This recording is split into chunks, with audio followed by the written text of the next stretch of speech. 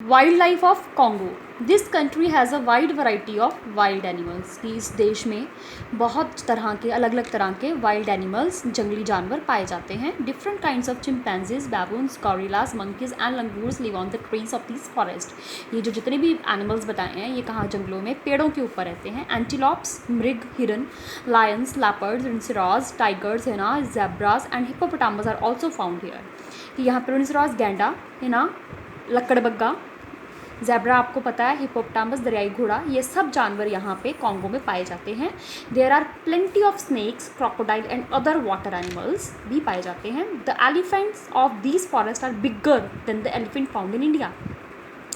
जो भारत में जो हाथी पाए जाते हैं उससे कहीं ज़्यादा वो वहाँ के जो हाथी हैं बहुत बड़े होते हैं। Many colourful birds having long bright feather and tails are found in the forest of Congo.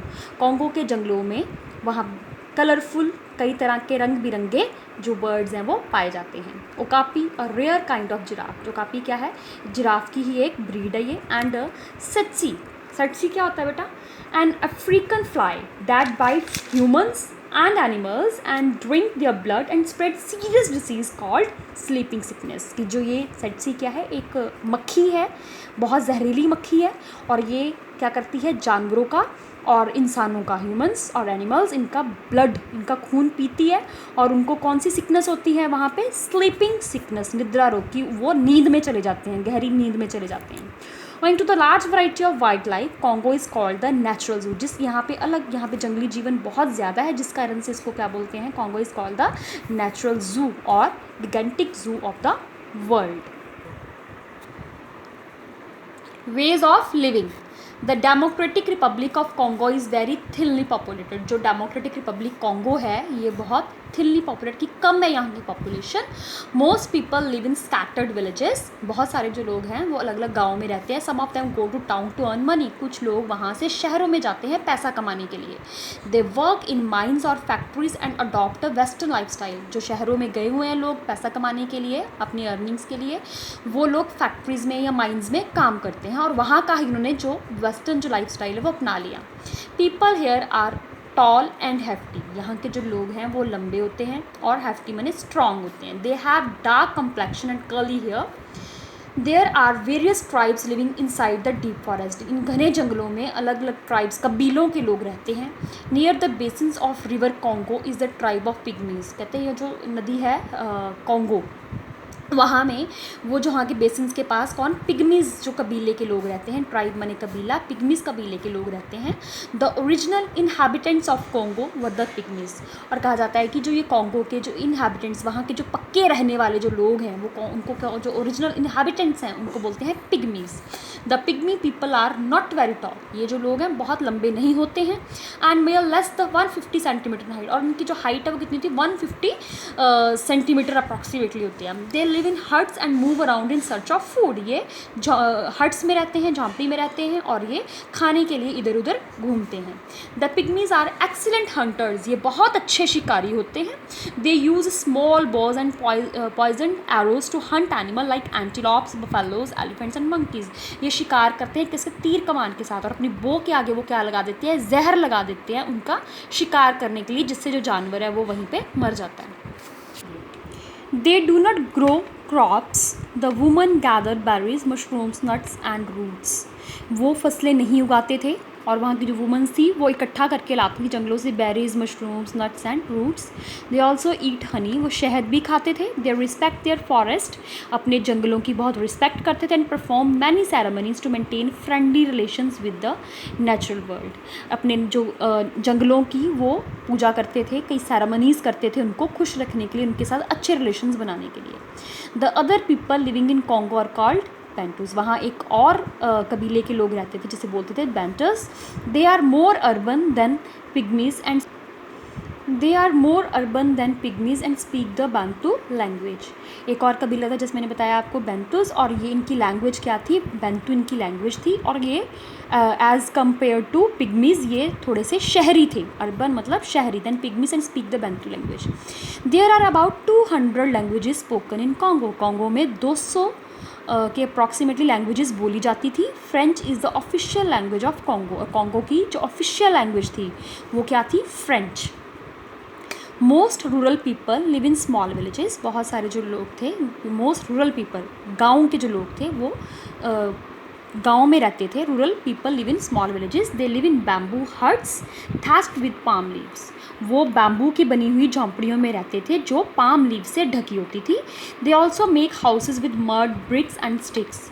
वो जो घर बनाते थे वो मड, मिट्टी के, ईंटों के, स्टिक्स के बने होते थे. People are fond of dance and music. वो पसंद करते थे नाचना और गाना, उनको पसंद था. They perform traditional dances wearing colourful clothes. वो रंग बिरंगे कपड़े पहन के अपने पारंपरिक ट्रेडिशनल डांसेस वो इंजॉय करते थे. Congo like most of the other countries is progressing very fast. दूसरे देशों की तरह जो कॉन्गो था वो भी प्रोग्रेसिंग था, वो भी बहुत ज़्यादा डेवलपमेंट हो रही थी वहाँ पे. New schools and colleges have been open. वहाँ पे अच्छे स्कूल और कॉलेज भी खुल गए. Kinshasa is the capital of Congo. Congo की राजधानी क्या थी? Kinshasa. And the largest city, और वो क्या थी? बहुत बड़ा एक शहर था. The other big cities of Congo are Kananga, Kisangani and Matadi, which is a popular port city. Lubumbashi is another main city which is located in the mineral rich region. जो लबम्बाशी है वो भी वहाँ का एक कॉन्गो का शहर है जहाँ पे बहुत सारे मिनरल्स पाए जाते हैं. The national flag of Congo. अब वहाँ का जो नेशनल फ्लैग कौन सा है? Is green with the yellow disc bearing an arm holding a flaming torch. ये देखिए, look at this picture. Green with yellow ये डिस्क बनी हुई है और हाथ में ये मशाल पकड़ी हुई है. Arm holding a flaming torch. ये है कॉन्गो का flag, national flag. Mineral resources. The democratic Republic of Congo is very rich in mineral resources. जो कॉन्गो था वो रिच माने बहुत अमीर था. किसके मामले में? मिनरल्स के मामले में. Copper is the most important mineral found here. जो कॉपर था वहाँ का मेन मिनरल था जो वहाँ पे पाया जाता था. It is the leading producer of copper in the world. दुनिया में सबसे ज़्यादा कॉन्गो में जो कॉन्गो था वो कॉपर को प्रोड्यूस करता था. Katanga in South Congo is rich in copper. The Democratic Republic of Congo also lead the world in the production of industrial diamonds and cobalt. जो डेमोक्रेटिक रिपब्लिक ऑफ कॉन्गो था also lead the world in the production. सबसे ज़्यादा वहाँ पे diamond और cobalt भी पाया जाता था. The country has about 65% of the world's total reserves of cobalt. 65% जो प्रोडक्शन थी कोबाल्ट की वो कहाँ पर थी, कहाँ पाया जाता था सबसे ज़्यादा? वो कॉन्गो में पाया जाता था. डायमंड्स आर फाउंड इन कसाई बेसिन. और डायमंड कहाँ पाया जाता था? कसाई बेसिन में. Congo is very rich in minerals like gold, copper, diamond and manganese. It is a main exporter of this minerals. और इनको एक्सपोर्ट करता था. किसको? गोल्ड को, कॉपर को, डायमंड को और मैग्नीज को. जो कॉन्गो था वो एक्सपोर्ट करता था. The industries of Congo are based on raw material for agriculture. जो वहाँ की इंडस्ट्रीज़ लगाई गई थी कॉन्गो में, जो उद्योग लगाए गए थे वो रॉ मटेरियल जो हमें खेतों से मिलता है, कृषि से मिलता है, एग्रीकल्चर से मिलता है, उसके ऊपर बेस्ड थी वहाँ की industries. Some consumer goods such as textiles and shoes are manufactured in the cities of Kinshasa and Lubumbashi. Lubumbashi में और किनशासा में जो टेक्सटाइल था, कपड़े का बिजनेस था, और शूज़ का बिजनेस क्या था, वो इन दो शहरों में था. Water is Congo's greatest natural resource.